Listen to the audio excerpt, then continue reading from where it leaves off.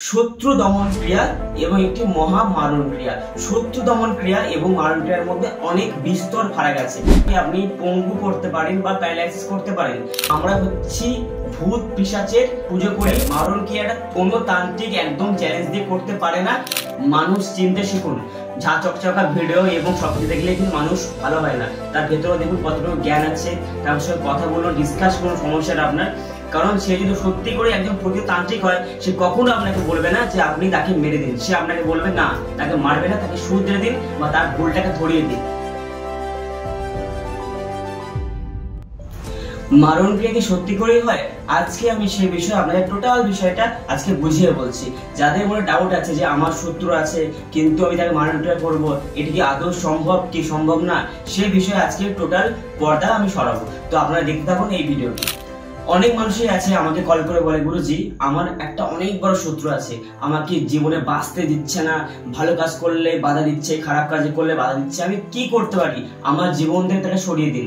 অনেক ক্ষেত্রে অনেকেরা বলছে যে আমাকে এমন করুন যেন সে আমাকে ছেড়ে দেয় বা সে মারা যায়। তো এটাকে কোন তন্ত্র বলে? এটি হচ্ছে দুটো তন্ত্র, একটি নাম শত্রু দমন ক্রিয়া এবং একটি মহা মারণ ক্রিয়া। শত্রু দমন ক্রিয়া এবং মারণ ক্রিয়ার মধ্যে অনেক বিস্তর ফারাক আছে।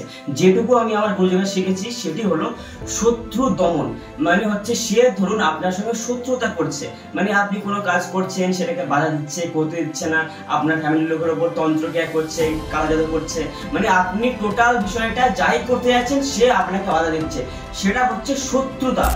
আমি তার থেকে প্রচন্ড সমস্যার মধ্যে আছি, আমার স্ত্রী, বউ, মা, বাবাকে নিয়ে সংসার করতে পারছি না। তিনি প্রত্যেকটা বিষয়ে আমার বাড়িতে চাল ফেলছে, ডাল ফেলছে, সর্ষে ফেলছে, শুকনো লঙ্কা ফেলছে, আমি কি করতে পারি? তখন যদি আমি আপনাকে বলি যে আপনি তার ডিটেলসটা দিন, তার নাম, ছবি, আমি তখন তার সবার আগে শত্রু দমন ক্রিয়া করব। তাহলে তার মন থেকে যে আপনার উপর যেটা রাগ, আবেগ, উদ্বেগ, একটা শত্রুতা, সেই ভাবটা কমে যাবে এবং বন্ধুত্ব রূপে সেটা পরিণত হবে। আর যদি আপনি আমাকে বলেন তাকে আমি দুনিয়া রাখতেই চাই না, দেখুন মানুষকে মারা মহাপাপ। মানুষ বলে না, এই জড় জগতের মধ্যে কোনো এক কীট পতঙ্গকে মারা প্রচন্ড পাপের ব্যাপার। তা সত্ত্বেও যখন আপনি দেখছেন যে আপনি তাকে না মারলে আপনি বাঁচতে পারবেন না, সেই টাইমে অবশ্যই আপনি তাকে মারতে পারেন, কিন্তু মারতে বলতে একদম তাকে জীবনে মারার থেকে আমার মতে বলে তাকে আপনি পঙ্গু করতে পারেন বা প্যারালাইসিস করতে পারেন। সেক্ষেত্রে যদি আপনার সমস্যা থাকে তখন আপনার মারণ ক্রিয়ার উপর যেতে পারেন। দেখুন আরেকটা কথা বলছি, মারণ ক্রিয়া করলেই হবে এর কোনো মানে নেই।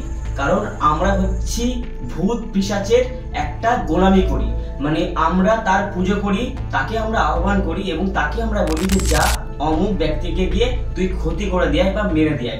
তখন সেই ব্যক্তিকে গিয়ে সেই জিন, পিশাচ, জিন্নাত আপনি যাই বলুন, সে গিয়ে সেই ক্ষতিটা করছে, তখন হয় মারণ ক্রিয়াটা। মারণ ক্রিয়াটা টোটালি কোনো তান্ত্রিক একদম চ্যালেঞ্জ দিয়ে করতে পারে না।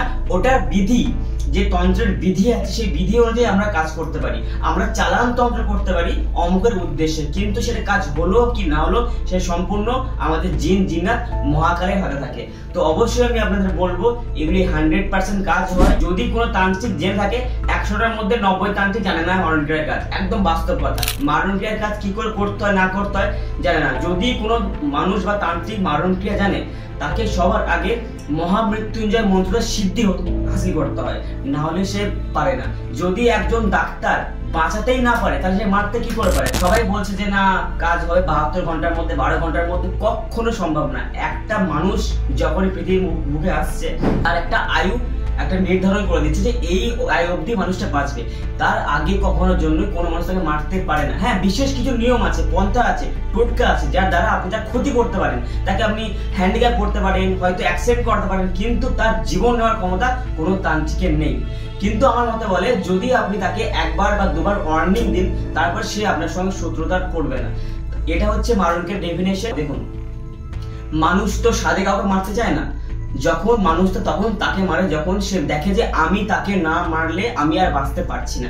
যখন আপনি তাকে একবার, দুবার, 3বার, 10 বার, 15 বার ওয়ার্নিং দেওয়ার পরেও সে আপনাকে কন্টিনিউ আপনার উপর ব্ল্যাক ম্যাজিক করছে, কালো জাদু করছে, আপনাকে মেন্টালি, ফিজিক্যালি, ফাইন্যান্সিয়ালি সবসময় ডিস্ট্রয় করে দিচ্ছে, তখন আপনাকে পন্থা বেছে নিতে হয়। আমরা সচরাচর কাজ করি না। আর যখন দেখি যে মানুষটার মধ্যে সত্যি কোন সমস্যা আছে, তখন সম্পূর্ণ মারণ ক্রিয়া হয় না এবং করা হয় না। বিশেষ কিছু গুপ্ত মন্ত্র দ্বারা এই কাজটা করা হয়। এই কাজটা সম্পূর্ণ করতে হয় মায়াং তন্ত্র অনুযায়ী এবং ভূত ডামর তন্ত্র অনুযায়ী। এবং কথা হচ্ছে অনেক তান্ত্রিকরা জানে না ভূত ডামর তন্ত্র, মায়াং তন্ত্র। সত্যি বলতে হয় বলে হ্যাঁ আমি এটা জানি ওটা জানি। যারা এইসব তন্ত্র জানে তারা বলবে না যে আমি জানি, যারা জানে তারা বলবে আমি জানি না, আমি করবো না। এটা বিশেষ কথা। যাদের মধ্যে অর্থের লোভ আছে, পয়সার লোভ আছে, তারাই বলবে হ্যাঁ আমি আপনার শত্রুকে মারতে পারি, আমাকে এই টাকা দিন, এই কিছু করুন। মানুষ চিনতে শিখুন। ঝা চকচকা ভিডিও এবং সবকিছু দেখলে কিন্তু মানুষ ভালো হয় না। তার ভেতরে দেখুন কতটুকু জ্ঞান আছে, তার সঙ্গে কথা বলুন, ডিসকাস করুন সমস্যাটা আপনার। কারণ সে যদি সত্যি করে একজন প্রকৃত তান্ত্রিক হয়, সে কখনো আপনাকে বলবে না যে আপনি তাকে মেরে দিন। সে আপনাকে বলবে না, তাকে মারবে না, তাকে শুধরে দিন বা তার ভুলটাকে ধরিয়ে দিন। বুঝতে পেরেছেন? এটা হচ্ছে তন্ত্র এবং হচ্ছে জ্যোতিষ মতের একটি আপনাকে উদাহরণ দিলাম। মারণ ক্রিয়া হয়, করা হয়, কিন্তু 90% ক্ষেত্রে আমরা মার্কেটে ইগনোর করি, করতে চাই না। কারণ পাপের ভাগ কেউ নিতে চায় না। যদি আপনি আমাকে টাকা দিন 10 লাখ টাকা 15 লাখ টাকা গুরুজি আপনি আমাকে প্রচুর টাকা দিচ্ছে, আপনি কাজটা করে দিন, আমি কাজটা করে দিলাম, কিন্তু ইহলোকে করলাম, যখন আমি যাবো পরলোকে তখন কিন্তু আমার আর কোন রকম পাপের সাজা স্বরূপ আর কিচ্ছু থাকছে না। তার জন্য বলছি এই দিকে পথে হাঁটবেন না। আর যদি হাঁটতেও হয় বুঝে শুনে হাঁটুন। মানুষ চিনুন, মানুষ চিনুন, মানুষকে দেখুন, মানুষ কি কাজ করতে পারে না করতে পারে, তারপরে অবশ্যই আপনি কাজটা করুন। ভিডিও ভালো লাগলে লাইক, শেয়ার এবং সাবস্ক্রাইব করবেন। ভালো থাকবেন।